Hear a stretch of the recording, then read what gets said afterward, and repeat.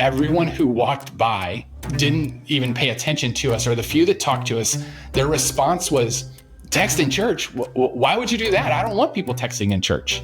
Like, without exception, they all told us that. And we would explain it to them, and they're like, I don't get it. And they would leave. Like, it was the most demoralizing experience I've ever had. And as we walked out of there, I was like, Dad, we're either the biggest idiots or the geniuses. I don't know which it is. I think I'm leaning towards idiots.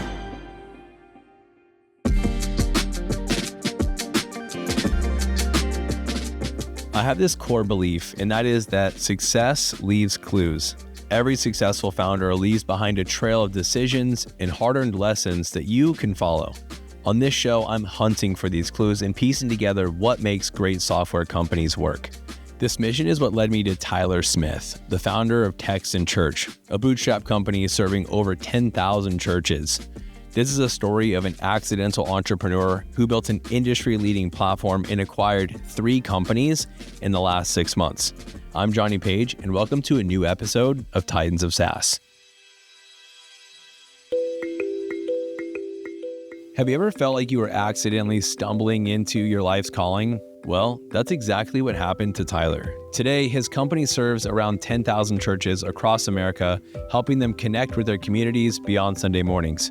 But Tyler's path to becoming a tech entrepreneur wasn't exactly planned. Kind of my whole entrepreneurial journey is very accidental. There was no brilliant master plan behind it. So I started my first business when I was 16. So I'm 43 years old now. I've never had a job in my life. I've never earned a paycheck. Everything that I've done has been through the entrepreneurial spirit. What you need to know about Tyler is that he grew up on baseball fields, surrounded by future major league talent. But it was his father's journey from corporate employee to entrepreneur that would really plant the seeds for his future. I grew up on a baseball field is a good way to put it.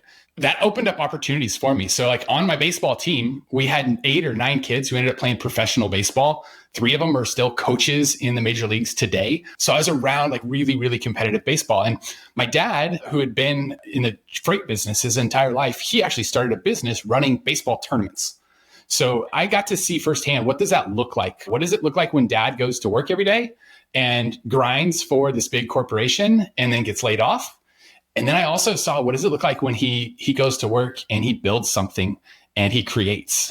That early exposure to entrepreneurship would lead to Tyler's first business venture at just 16 years old when his dad unexpectedly needed a photographer for a baseball tournament. One day, my dad comes home and says, hey, Tyler, our photographer is backed out and we need a photographer to step in. We don't know for sure what we're going to do, but would you have any interest? And being a overly confident 16-year-old kid, I was like, well, sure, of course I can do this. And I didn't realize what I was stepping into. And we ended up doing that business for almost 20 years. And had about 80 employees, grew to several $1 million of revenue a year. But the real turning point in Tyler's story wouldn't come until years later when he found himself as a part of a church plant in Kansas City. What started as a frustrating leadership meeting would become the spark that ignited Text in Church. It was a January night. It was freezing cold. It was snowing. And we had this leadership team meetings. There's 6 of us in the room. And we fill a marker board with all of the ways that we're going to follow up with our first-time guest. And we had emails as part of it. We were going to send a few text messages. We're going to deliver a gift actually to their door. We had all of these steps that we were going to do. And I believed it would work.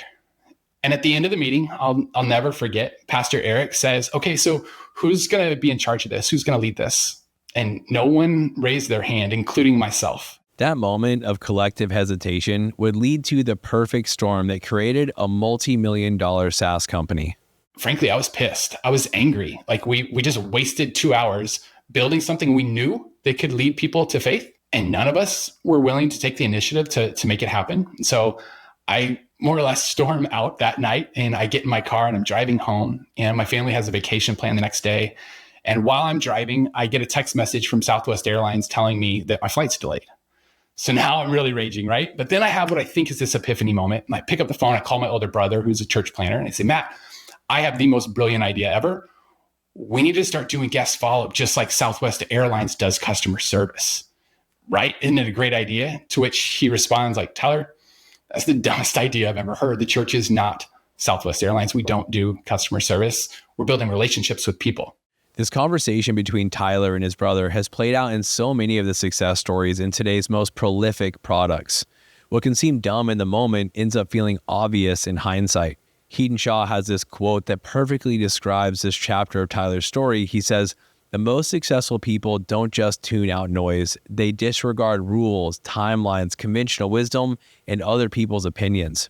They operate as if the world around them doesn't even exist, and it works." Let's take a moment to thank today's sponsor, SaaS Academy. Whether you are bootstrapped or venture-backed, growing a SaaS company is tough, but you don't have to do it alone. SaaS Academy helps founders unlock their company's full potential with expert coaching, proven playbooks, and a network of peers who have been in your shoes. From scaling your team to perfecting your pricing, SaaS Academy is going to give you the tools to win. So if you're ready to level up, check out saasacademy.com and find out how they can help you grow faster and smarter. So Tyler began helping his church and his brother's church with their guest follow-up, running everything through Infusionsoft. Word spread, and he soon was personally managing follow-up for 50 churches across the country. So what started as a favor was becoming unsustainable. For a moment, there was about 50 churches all across the US that every Sunday night would email me at my photography company, that email address, and they would say, "Hey, here's who was a guest at our church." And I would go into a software called Infusionsoft, and I would plug them into Infusionsoft, and I had built campaigns for every church. And now messages would go out on behalf of those churches. So I was now sending emails, I was sending text messages. I was even handwriting notes for some of these churches and getting those mailed out on Monday morning. And it became overwhelming. It became painful, to be honest, as I was trying to run this photography company at the same time. And so I sent out an email and said, "Look, unfortunately, this is gonna be the last month I can do it. I'll do it next month, and then that's gonna be it." When Tyler announced he needed to stop the service, the response from churches wasn't what he expected. And I immediately got responses back. "No, don't. Don't stop. This is the most effective follow-up we've ever had. Our church is now growing. We'll pay you for it. Please don't stop." And I wish I could say when I got those emails, it was like, "Oh, duh, let's build this great business. Let's build Texan Church." But that's actually not even true. It felt a little bit icky to me to take ministry dollars and try to build a business in that. That felt gross. And it was my dad who pulled me aside. He'd been my business partner in the photography.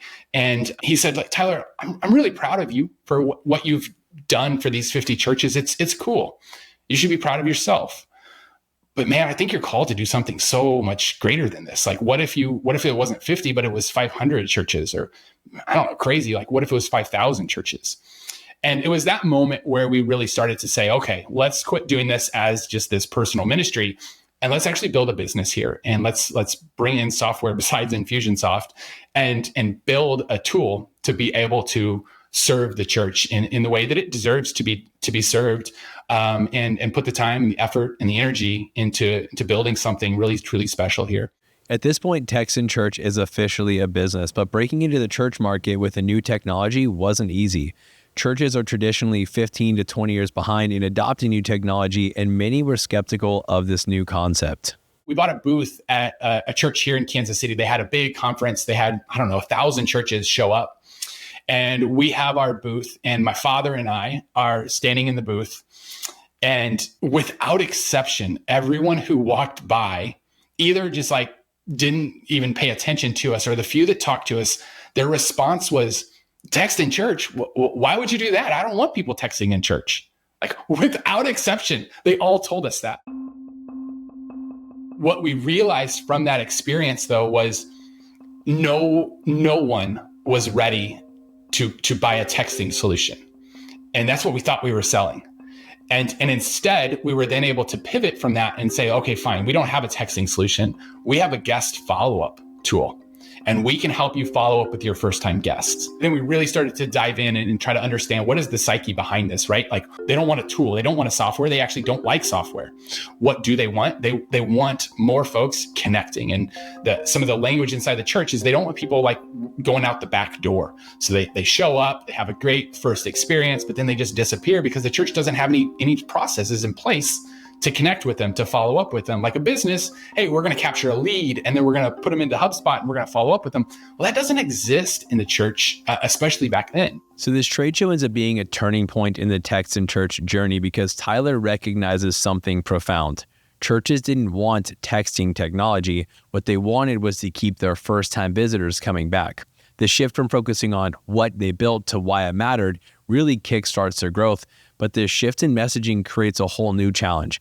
Text and Church couldn't simply put up a website and expect $37 per month subscriptions to start rolling in.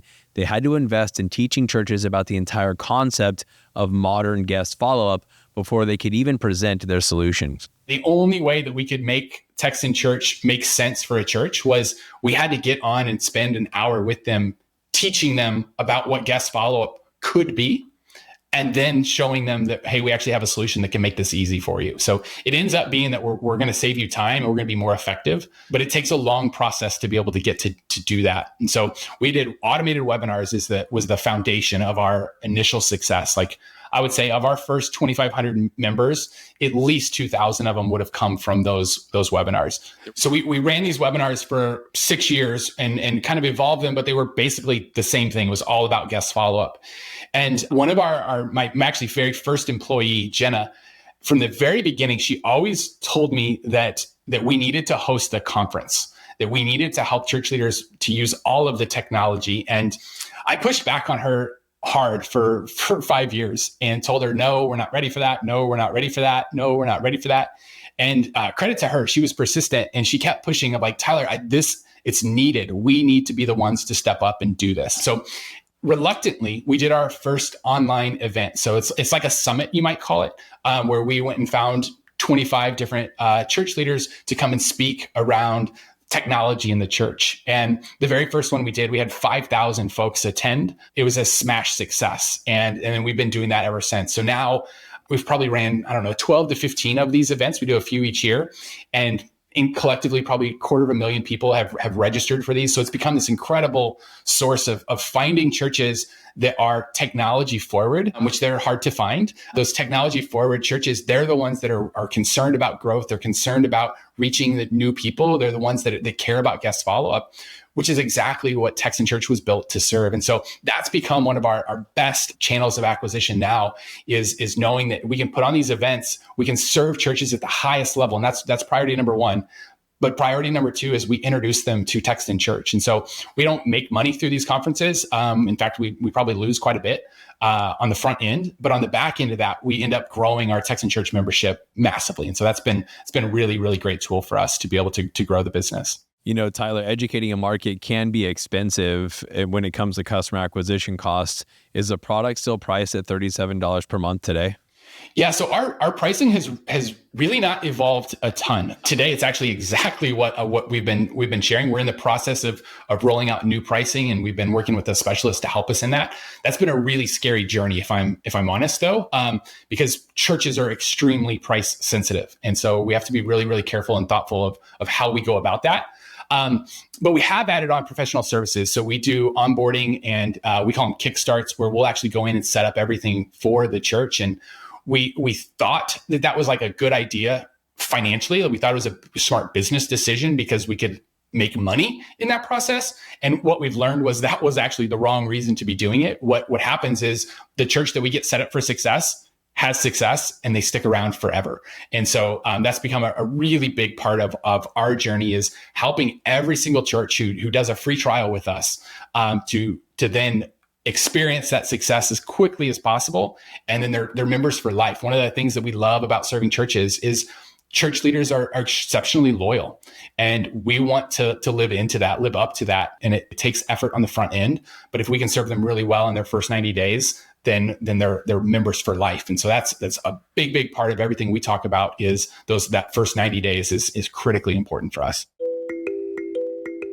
The success of Text and Church was never about just the technology. In a market where there's numerous tools offering texting capabilities, Tyler's competitive edge came from his deep understanding of church leaders and his dedication to educating and serving them. This service-first approach has evolved over time, from automated webinars to online summits, and what began as a strategy to sell software had transformed into a mission to educate the market. Now, the next evolution came a bit unexpectedly. As Tyler's influence in the church technology space grew, new opportunities were presenting themselves, beginning with the first of several acquisitions that would take Text and Church beyond just software. 3 years ago, I had absolutely no desire to make an acquisition, but really no real understanding of what that even would mean or look like. But Johnny, I've been a part of SaaS Academy now for a few years, and I've watched other people do this. And so it was on my radar. I've been reading books, I've been learning about it, but it wasn't something I was actively pursuing. And over this past year, we've actually made 3 different acquisitions, all within the last 6 months. And none of them we sought out. It was folks who came to us with an opportunity, and they ended up making sense. And so it wasn't a growth strategy, although that's exactly what it has turned into. And so it was kind of seizing the moment where had I not been a part of SaaS Academy, had you not shared with me other folks that have done this and successfully grown their business, I don't know that it would have been on my radar. And so when they first approached me, the first acquisition we made was a company that runs conferences in the church space. So kind of similar to our Engage events, but different. But they also happen to be our second largest affiliate. So we knew that they had a great email list of people that wanted or needed and used Text in Church.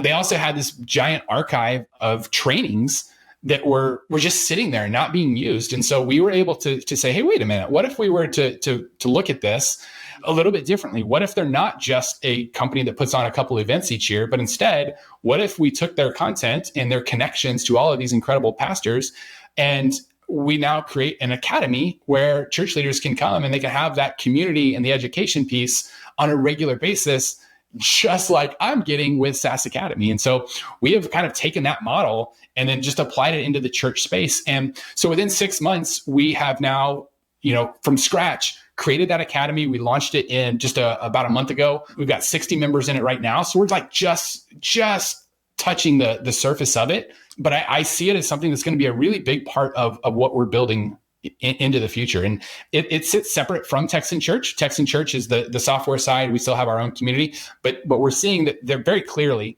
there are intersections of the two. And the First Impressions Academy is going to be a really big deal here in the coming years. 3 months later, a competitor of ours, a direct competitor of ours, it gets shut down by Twilio. And so I was able to reach out to him and just offered to help in whatever way I could. Turned out the issue was that their top line vendor, upstream vendor, had shut them off and wasn't going to turn them back on. And essentially what the opportunity was, can Text in Church step in? The same vendor we use. So we had a relationship with these folks. And I said, hey, can we step in and will you turn them back on? And so that's what happened. And so we got them turned back on kind of based on my good word.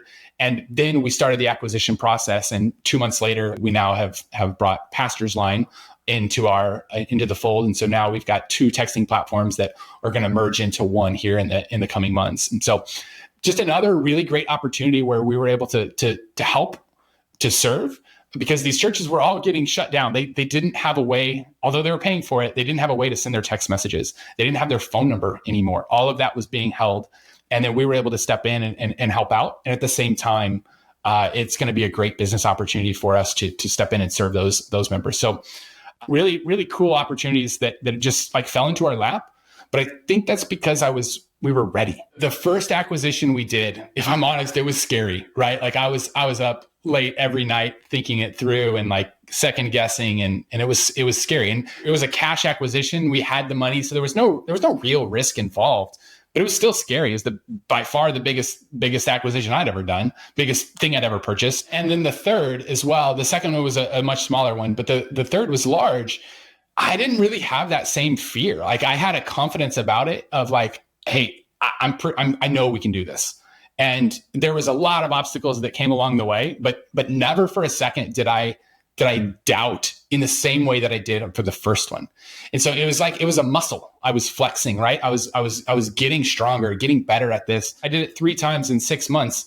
The first time was exceptionally hard, scary, painful, nerve-wracking. And by the third, it actually just felt pretty normal. Like it felt fine. And it was actually the largest. So just the concept of that, I've heard so many times, but to live it out was completely different for me. And that was really eye-opening.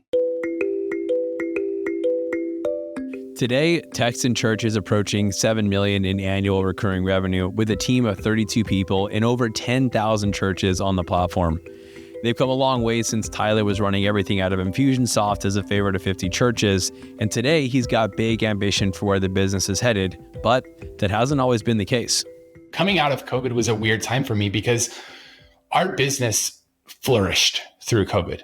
For the 2 years from when it first sprung on, we grew like crazy. And that felt really weird, right? As the world was like burning down around us, everybody had all the reasons to not be happy, and we were killing it. We were crushing it. And I was spending tons of time at home, like we were locked up together.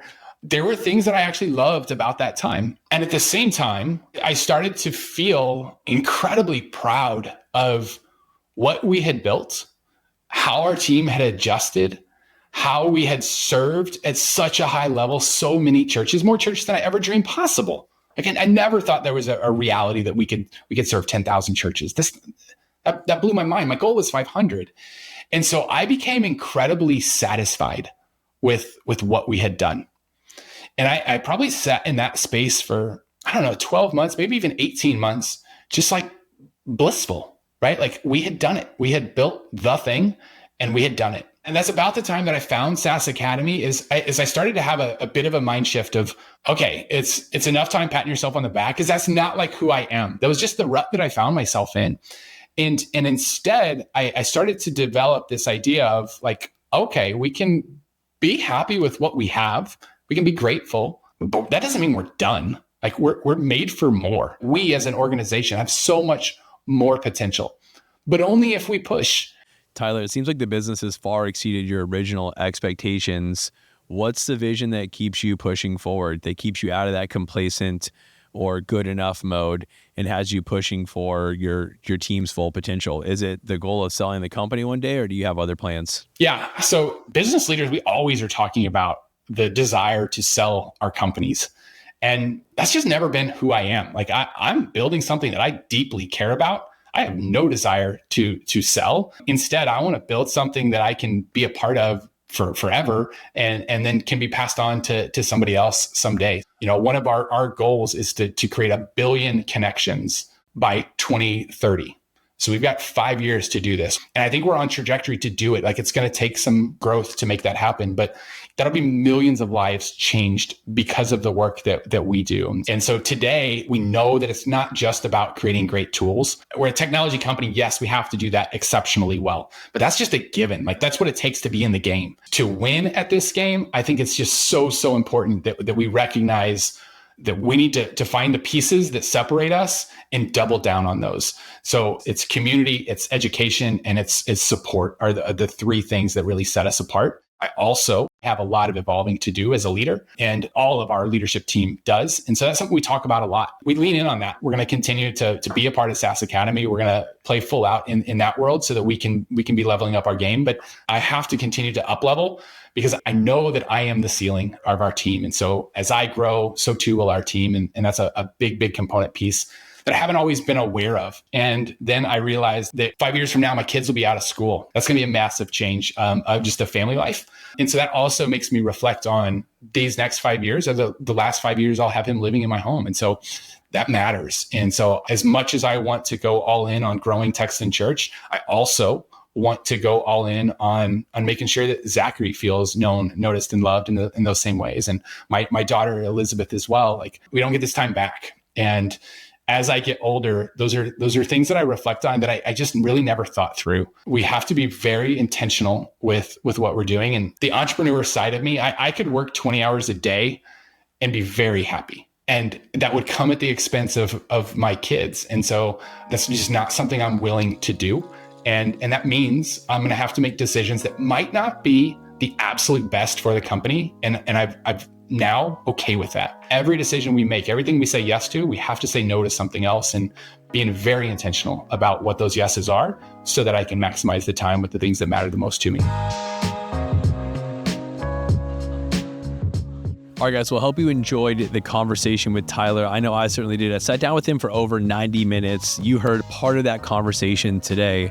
And I want to wrap up with this segment that I call Success Leaves Clues, where I attempt to distill all the gold from my time with Tyler so that you can take those lessons and use them to guide your journey. Now, this was a meaty one. I have 6 key things. Honestly, it could have been 10 or 15. Tyler had so much that we could take from that I feel like is relevant if you're building a SaaS company, but I've got 6. Let's get into it. Number 1 is focus on the outcomes, not the features. I think Tyler put on a master class. He glossed over it early in the conversation, but this pivot from focusing on texting and what the product actually does to focusing on the outcomes that it actually creates, which is guest follow-up, was huge. So if you're a founder that right now your product solves a problem, but you're getting reactions like Tyler was at his first trade show, I'd really encourage you to dig into your positioning. It is so massively important, and it just doesn't get talked about enough. So number 1 is focus on the outcomes, not the features. Clue number 2 is to teach your customers how to think. If your customers don't view the problem or the solution the same way you do, they most likely will not become long-term users. So I think Tyler's emphasis on education set up the perfect frame for product adoption and long-term retention, right? He's teaching them how to think about guest follow-up, and it just so happens that Text in Church facilitates that same process. So teach your customers how to think is clue number 2. All right, clue number 3 is Goldilocks pricing. Believe it or not, at $37 a month, Text in Church is actually on the premium end of texting solutions in the church market. And I think they were able to sustain and keep that place in the market because of the support they provided. So while there's absolutely meat on the bone, they're going through pricing optimization right now, as Tyler mentioned in the episode. They are going to find segments of their customer base that would tolerate a much higher price point. So I think they're long overdue for some pricing optimization, but it contributed to their early success and that they were able to provide a level of support that other companies weren't able or willing to do, which leads me to clue number 4, their customer success-led growth strategy. Prioritizing customer retention, especially early on, allows them to flood the market with people who have a positive perception of Text in Church. It fuels all of those referrals, and it also extends their lifetime value. At $37 per month, you need lots of customers in order to be able to grow and build $1 million business and $10 million business. And so I think that with longer lifetime values, low churn, great sentiment in the market, the customer success-led growth strategy has a lot to do with what got Tyler to where he's at today and will certainly help them achieve their mission to create 1 billion connections moving forward. So clue number 4 is a customer success-led growth. Clue number 5 is balancing ambition with their values. I think Tyler is a great representation of how to live the integrated life, how to balance having aggressive business goals while maintaining family priorities and even making non-negotiable commitments to be there for its kids. And so clue number 5 is balancing ambition with his values. And then number 6, I call this one normalizing the exponential. Tyler is a part of a community. For him, it's SaaS Academy and our boardroom community, but you can create one yourself. What's required here is that the exponential growth opportunities, both as a business and as a leader, become normalized because of the community that you keep, right? So Tyler's in a community where when he entered into it, acquisitions seemed like something that only VCs and private equity could pull off. And then he meets founders that are just like him who have actually made several acquisitions, so that when the opportunity to acquire some of his competitors and other strategic products in the space came knocking, Tyler was ready to capitalize on those opportunities. So number 6, normalizing the exponential. You got to be around people that are doing the thing you're doing today and or are doing and accomplishing the goals that you have, so that you are ready to be the person that can actually realize those goals and dreams. All right, guys, this was an absolutely incredible episode. So to recap, clue number 1, focus on the outcomes, not the features. Number 2, teach your customers how to think. Number 3, find that Goldilocks pricing zone. Number 4, lean into customer success-led growth. Number 5, balancing ambition with your values. And then number 6, normalize the exponential.